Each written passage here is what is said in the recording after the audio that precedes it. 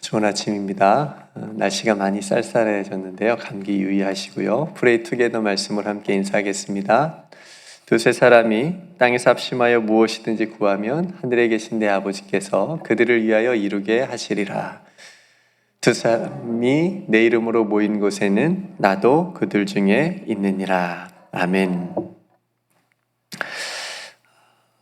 나를 살리고 너를 살리고 또 우리를 살리는 힐링 투게더를 위해서 기도 많이 해주시고 또 기대해 주시고 또 내가 먼저 하나님으로부터 치유받을 수 있는 그런 은혜가 있기를 주님의 이름으로 축복합니다. 오늘 본문 이야기는 사라가 죽은 지 이제 3년 정도 지났고요. 아브라함의 나이가 140세 정도 되었을 때 일입니다. 하나님께서 노년에 아브라함의 삶에 복을 주셨다고 말씀해 주셨고, 하나님께서 처음 아브라함을 부르신 목적대로 계속해서 아브라함을 복의 사람으로 그렇게 이끌어 가시는 것을 우리가 보게 됩니다. 아내 사라의 죽음으로 이제 아브라함에게 남겨진 사명이 굉장히 중요한 사명이 하나 있었습니다. 그것은 아들 이삭으로 하여금 믿음의 후손을 이어가게 하는 거였습니다.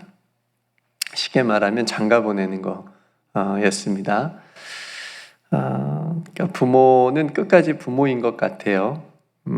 고등학교만 자식이 졸업하면 끝날 것 같은데 이제 집을 떠나면 끝날 것 같은데 또 신경 써야 되는 일들이 많습니다. 대학 가도 챙겨줄 것이 많고 또 직장이나 결혼도 자녀들이 해야 하는 것이지만 그저 부모가 대신 연애해 줄 수 없잖아요.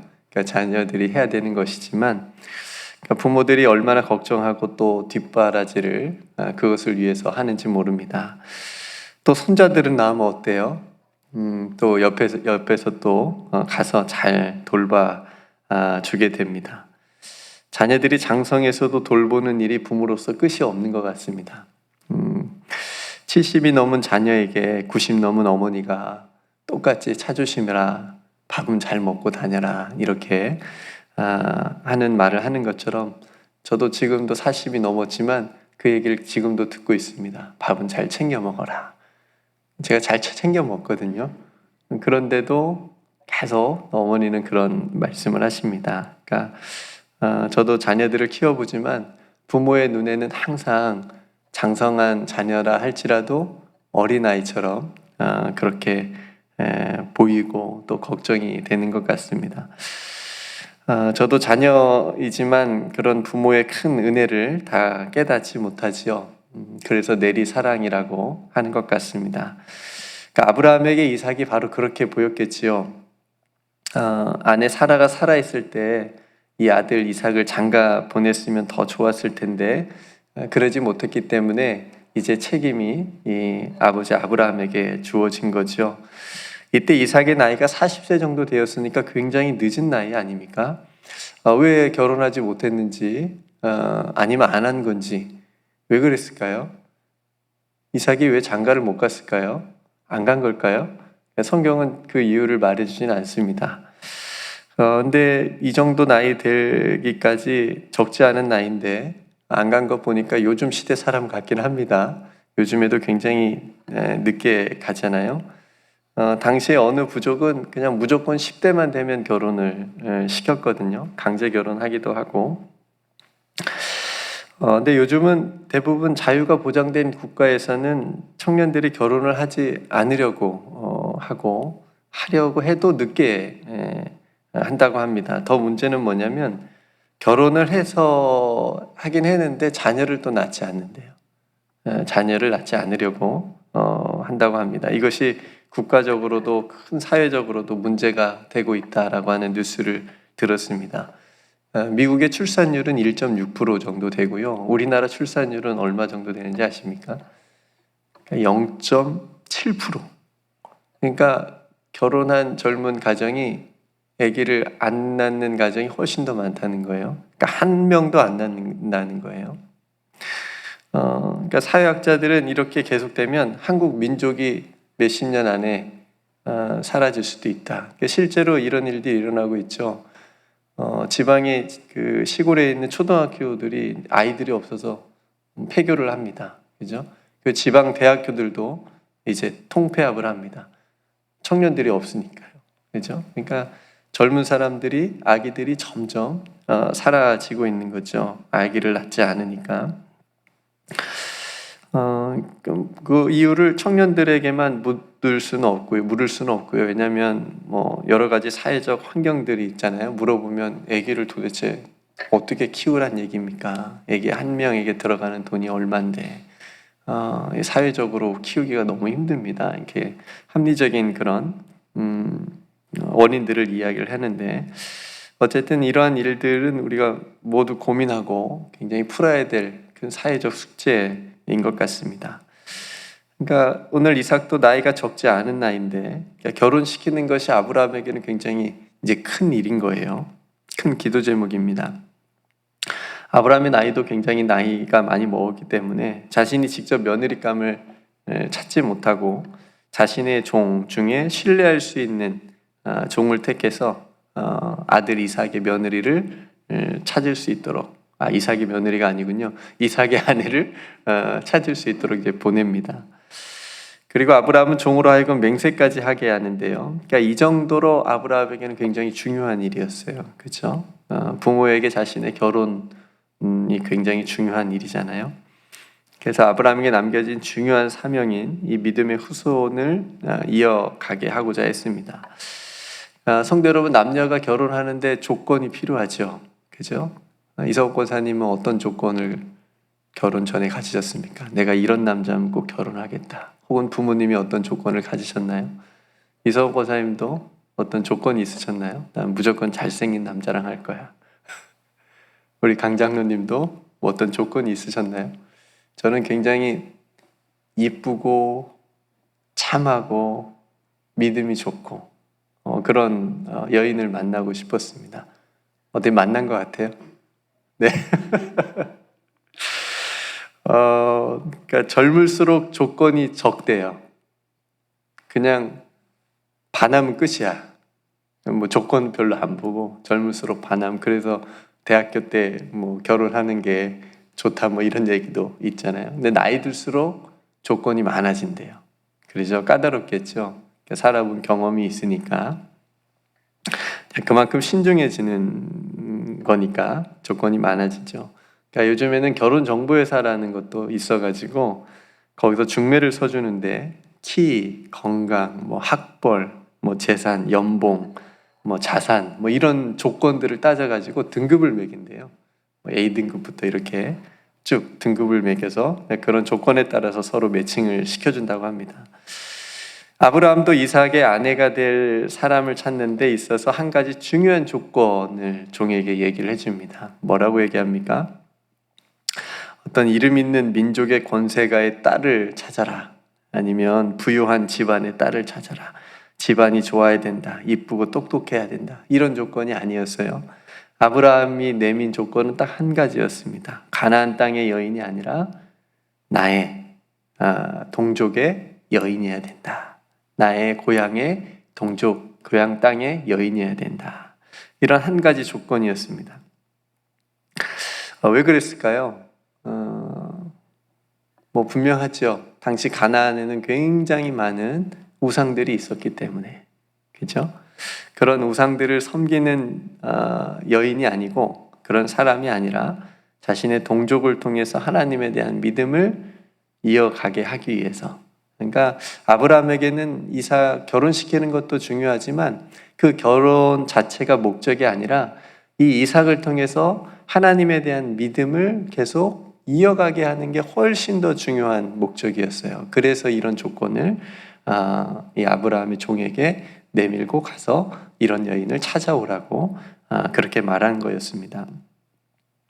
그리고 오늘 본문에서 또 한 가지 아브라함에게 중요한 믿음이 있었는데 그건 뭐냐면 하나님께서 이미 이삭의 아내를 준비해 놓으셨다라고 하는 믿음입니다. 그러니까 이 종이 걱정하잖아요. 내가 못 찾으면 어떻게 합니까? 그 여인이 만약에 안 따라온다 그러면 어떻게 합니까? 아브라함이 얘기하잖아요. 걱정하지 마. 하나님께서 다 만날 수 있도록 준비해 놓으셨어. 이렇게 얘기를 하잖아요. 그러니까 이 중요한 일을 자신이 안 가도 자신의 종을, 신뢰할 수 있는 종을 통해서 보낼 수 있었던 거죠. 맡길 수 있었던 겁니다.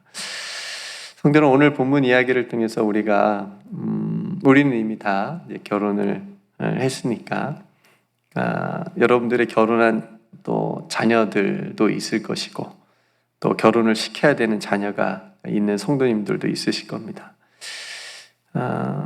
어린 자녀들을 양육하고 있는 부모님들도 언젠가는 그 자녀를 결혼시킬 때가 오겠죠.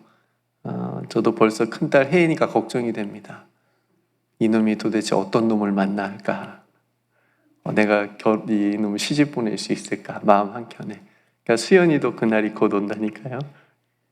그러니까 성도 여러분, 우리들이 우리 자녀들의 배우자를 위해서 기도해야 됩니다.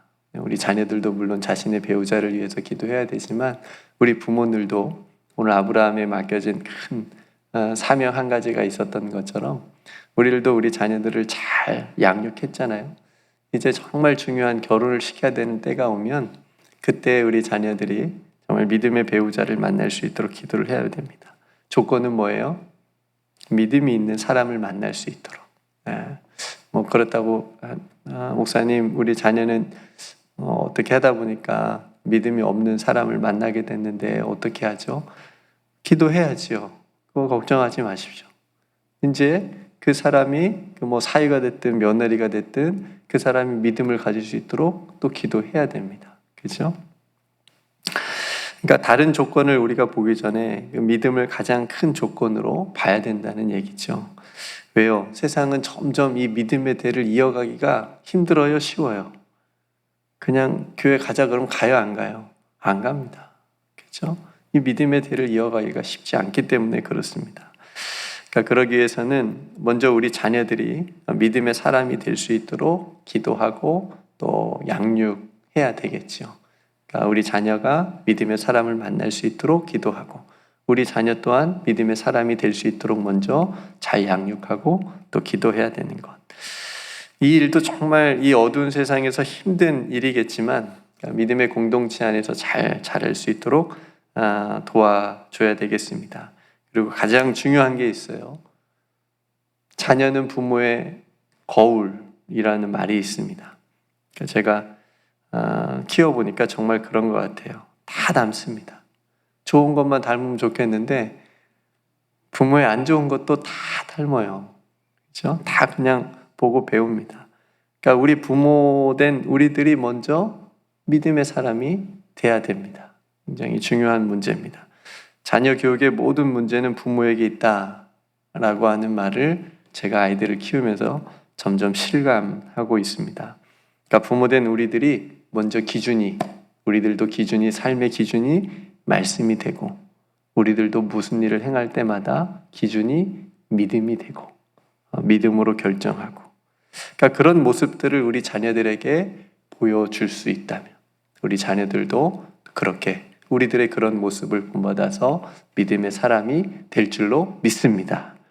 여러분 우리들의 모든 자녀들 또한 우리들의 자녀가 믿음의 자녀가 돼서 또 믿음의 배우자를 만나서 믿음의 가정을 이루어 믿음의 대를 이루어 갈 수 있는 그런 축복이 저와 여러분들의 귀한 삶과 가문에 있기를 주님의 이름으로 축복합니다.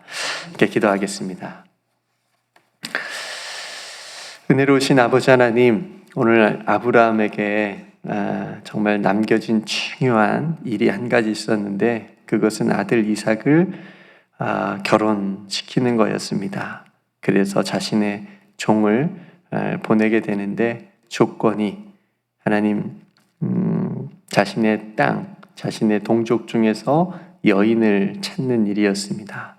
하나님 이것은 아브라함에게 믿음의 대를 이어가기 위한 정말 중요한 일이었음을 보게 됩니다. 하나님 이 일은 오늘을 살아가는 우리들에게도 동일하게 주어진 정말 중요한 일인 것을 또 하나님 앞에 고백하며 기도합니다. 하나님 사랑하는 우리 자녀들이 믿음의 배우자를 만날 수 있도록 저희들이 늘 기도하게 하여 주옵소서. 그러기 전에 또 우리 자녀들이 믿음의 자녀로 잘 살아갈 수 있도록 하나님 우리 자녀들을 붙잡아 주시옵소서.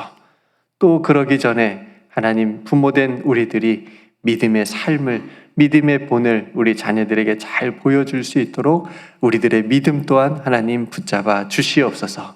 그래서 아브라함의 가문을 믿음의 가문으로, 복의 가문으로 축복하셨듯이 우리 모든 사랑하는 성도들의 가문을 믿음의 가문이 되게 하시고 축복의 통로가 될 수 있는, 예수 그리스도를 세상에 증거하고 보여줄 수 있는 그런 믿음의 가정들로 다 세워 주시옵소서.